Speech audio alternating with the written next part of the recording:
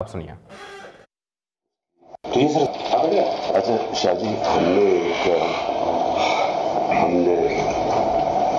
کل میٹنگ کرنی، آپ نے، ہم تینوں نے اور وہ فورن سیکرٹری، اس میں ہم نے صرف کہنا ہے کہ وہ جو لیٹر ہے نا اس کی چپ کر کے منٹس یہ اپنے پاس نہیں، میں کہہ رہا ہوں اس کے یہ اعظم کہہ رہا ہوں اس کے منٹس بنا نہیں، اس میں فوٹو اسٹیٹ 8-9 لیکن میٹنگ 7 کو ہوئی ہے۔ ہم نے تو امریکنز کا نام لینا ہی نہیں ہے کسی صورت میں، ہم لکھیں سو اس ایشو کے اوپر پلیز کسی کے منہ سے ملک کا نام نہ نکلے، یہ بہت امپورٹنٹ ہے آپ سب کے لیے کہ کس ملک سے لیٹر آیا ہے، میں کسی کے منہ سے اس کا نام نہیں سننا چاہتا۔ اس کے آپ جان کے لیٹر کہہ رہے ہیں، بیکاز لیٹر نہیں ہے، میٹنگ کی ٹرانسکرپٹ وہی ہے نا، میٹنگ کی ٹرانسکرپٹ ہے، وہ لیٹر ایک ہی چیز ہے، لوگوں کو ٹرانسکرپٹ تو نہیں سمجھ آنی تھی نا، تو آپ پبلک جلسے میں تو یہ کہتے ہیں۔ دیکھو سمر عباس اینکر پرسن نے ہمیں ایک بار پھر جوائن کیا ہے۔ سمر، ہم یہ آڈیو بار بار سن بھی رہے ہیں، ہمارے ناظرین کو سنوا بھی رہے ہیں، اس میں عمران خان صاحب بارہا اس چیز پر زور دے رہے ہیں کہ ہم نے ملک کا نام نہیں لینا، امریکنز کا نام نہیں لینا، میں کسی کے منہ سے نہ سنوں، اور وہ بار بار کہہ رہے ہیں کہ پلیز یہ نام نہ لیا جائے۔ دوسری جانب ہم دیکھتے ہیں کہ جلسوں میں امریکہ کا نام لیتے ہیں، کھلم کھلا ان کو سناتے ہیں، جو بھی معاملات ہیں، یہ کس طرح عمران خان صاحب جا رہے ہیں اپنی سیاست کو لے کے؟ جی بالکل، یہ آڈیو تو تضادات پہ تضادات جو ہیں وہ سامنے لے کے آ رہی ہیں۔ یہ الگ بات ہے کہ خان صاحب نے بعد میں نام لے بھی لیا تھا، انہوں نے ایک جب قوم سے خطاب کر رہے تھے تو اس میں خان صاحب نے نام لے بھی لیا تھا ایک موقع پر، لیکن آبویسلی یہ ان کے جو دعوے ہیں، ان کے جو بیانات ہیں اس میں اور حقیقت میں ایک بہت بڑا تضاد بڑا کھل کے سامنے آ گیا ہے، اور میری نظر میں یہ جو آڈیو لیکس ہیں یہ تضادات کا مجموعہ ہے کہ وہ ہم جو ایک دیکھتے ہیں چہرہ، جو ہم پالیسی دیکھتے ہیں، عوام کی نظروں میں جو ایک بنایا جاتا ہے امیج اپنا کہ میں بہت زیادہ جو ہے اس وقت امریکہ کی غلامی کے خلاف ہوں، امریکہ کے اثر و رسوخ کے خلاف ہوں، ہم برابری کے تعلقات چاہتے ہیں۔ جب آپ کو یہ نظر آ رہا ہے کہ آپ کی حکومت کو، جب آپ خود یہ کہتے ہیں، آپ یہ دعویٰ کرتے ہیں عوام میں جا کے کہ امریکہ نے سازش کر کے میری حکومت کو گرا دیا، تو پھر آپ اس امریکہ کا نام لینے سے گریز کرتے ہیں، اور صرف خود گریز نہیں کرتے بلکہ اپنی پارٹی کے دیگر لوگوں کو بھی آپ پابند کرتے ہیں کہ آپ نے امریکہ کا نام نہیں لینا۔ تو یہ تو بڑا کھل کے ایک تضاد ہے جو سامنے نظر آ رہا ہے خان صاحب کی آڈیو لیک کے اندر، اور اس طرح کے مزید تضادات جو ہیں وہ ان آڈیو لیکس کا سلسلہ جاری رہا تو مزید سامنے آتے چلے جائیں گے، اور ابھی تو بہت ساری چیزیں نکلنی ہیں۔ جو مذہب کارڈ ہے جو اس وقت ہم سنتے ہیں، بہت زیادہ ریاست مدینہ کی بات سنتے ہیں، اس حوالے سے بھی ابھی شاید جو اطلاعات ہیں کہ بہت سی چیزیں ابھی سامنے آنی ہیں، اس میں بھی ظاہر ہے تضادات سامنے آنے ہیں کہ دعویٰ کچھ اور ہے، اپنے آپ کو ظاہر کچھ اور کیا جاتا ہے عوام کی نظروں میں، پبلک آئی میں، لیکن ان ایکچوئل جو ہے معاملہ کچھ اور ہے۔ یہ چیزیں بھی ایک کے بعد ایک پے در پے سامنے آتی چلی جائیں گی، اور ہر ایک نئی آڈیو کے ساتھ ایک نیا جو ہے جو تضاد ہے وہ سامنے آئے گا، ایک نیا جو اس میں ہے چینل سامنے آتا چلا جائے گا، اور یہ سلسلہ رکنے والا نہیں ہے کیونکہ بہت بڑا ایک طویل سلسلہ، اور تحریک انصاف اب ان آڈیوز کو ڈینائی نہیں کر سکتی۔ سب سے امپورٹنٹ بات یہ ہے جو سمجھنے والی ہے کہ پہلے جب آڈیو لیکس آئیں وزیر اعظم شہباز شریف کی ان کے پرنسپل سیکرٹری کے ساتھ، پھر شہباز شریف اور مریم نواز صاحبہ کے درمیان جو آڈیو لیک سامنے آئی، اس وقت پاکستان تحریک انصاف کی طرف سے ان آڈیو لیکس کو بنیاد بنا کر ایک پورا بیانیہ تشکیل دیا گیا موجودہ حکومت کے انڈیا کے ساتھ معاملات کے حوالے سے دیگر چیزوں کو لے کر، لیکن بعد میں یعنی کہ اس میں اصل چیز یہ تھی، اصل نقطہ یہ ہے کہ جب پہلے نون لیگ کی آڈیوز آئیں تو تحریک انصاف کے رہنماؤں نے، خود عمران خان صاحب نے ان کو بنیاد بنا کر ہدف تنقید بنایا نون لیگ کو، یعنی ان آڈیو لیکس کی توثیق کر دی ان کو بنیاد بنا کر۔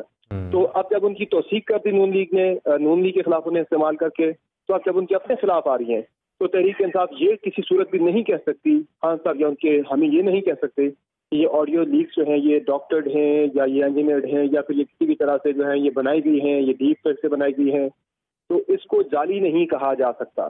کیونکہ ان آڈیو لیکس کی توثیق جو ہے وہ تحریک انصاف خود کر چکی ہے۔ جب نون لیگ کی آڈیو لیک سامنے آئی تھی ان کے اوپر تنقید کر کے، ان کے اوپر جو ہے ان کو ہدف تنقید بنا کر، تو اب اس کو ڈینائی نہیں کیا جا سکتا، اس کے اندر سے ہی کوئی نہ کوئی جو ہے وہ توجیہات نکالنے کی کوشش کی جائے گی، لیکن آبویسلی جتنا بھی کیا جائے، جتنا بھی ڈیفینس اس پہ سامنے لایا جائے، لیکن میرے خیال سے یہ اتنی زیادہ ڈیفینڈیبل چیزیں رہی نہیں ہیں۔ آہستہ آہستہ اب عوام کے سامنے जो एक जो बनाया गया था इशू, बहुत बड़ा इशू, वो खुल के सामने आ रहा है कि कोई अमेरिका से लेटर नहीं, यानी कि कोई धमकियां में अमेरिका की तरफ से नहीं आया था, बल्कि हमारे एम्बेसडर ने वहां से भेजा था। एक ट्रांसक्रिप्ट था उनकी होने वाली गुफ्तगू का, ये लेटर नहीं था बल्कि ये ट्रांसक्रिप्ट था, जिसे तशकील दे के फिर उसमें मिनट्स भी जो है वो अपनी मर्जी के डाले गए। खुद इस चीज का इकरार कर चुके हैं इन ऑडियो लीक्स के अंदर, सामने आ चुकी है साबिक वज़ीर आज़म के प्रिंसिपल सेक्रेटरी आज़म खान की। जब सेक्रेटरी फॉरेन सेक्रेटरी को पढ़ेंगे तो उसके मिनट्स जो है वो मेरे हाथ में है, मैं अपनी मर्जी के तशकील दे दूंगा, अपनी मर्जी के मिनट्स बना दूंगा। तो ये तो सारा जो है वो जो सेकंड एपिसोड सामने आया ऑडियो लीक्स का इमरान खान साहब के हवाले से, साइबर के हवाले से, उसने इमरान खान के बयानिए को, उनकी सियासत को काफी ज्यादा जो है इससे धचका लगा है। और जिस तरह मैंने पहले बात की कि ये मजीद उनके लिए आने वाले दिनों में मजीद मुश्किलात सामने लेकर आएंगी ऑडियो लीक, मजीद उनके जो सियासत है, जो पब्लिक आई में उनका जो इमेज है, उसके इनके वो एक मुतजाद उसके जो है आपको इमेज एक नजर आएगा खान साहब के हवाले से, उनकी पार्टी के हवाले से। जी समर, मुमकिन तौर पर आप समझते हैं कि जहाँ पर शहबाज शरीफ और मरीम नवाज़ की ये बगिंग हुई, ऑडियो टेप हुई, वहीं ये रिकॉर्ड की गई है इन रहनुमाओं की पीटीआई चेयरमैन के साथ? बिल्कुल, ये सारी की सारी जो रिकॉर्डिंग निकल रही हैं ये तो हैं वज़ीर आज़म हाउस के अंदर की हैं। ठीक है। और ये ऐसा नहीं है कि किसी की कॉल वगैरह की रिकॉर्ड की गई हो, बल्कि ये तो कुछ चीजें सामने आ गई हैं जो सर्कमस्टांसेस जिस तरह के सामने आ रहे हैं कि ये ऑडियो जो है ये वहाँ पे होने वाली मीटिंग्स में वहाँ पे जो गुफ्तगू हुई है, उन मुलाकातों के अंदर होने वाली गुफ्तगू, यानी वज़ीर आज़म हाउस के अंदर किसी बड़ा सवालिया निशान नहीं है। वज़ीर आज़म हाउस पाकिस्तान का जो है वो सेफ नहीं है, बगिंग हो रही है, बड़ी कॉन्फिडेंशियल मीटिंग्स होती हैं, तो वो फिर इस पर भी बड़े सवालात उठ सकते हैं फिर तो। ये बिल्कुल सबसे बड़ा इशू तो यही है सर।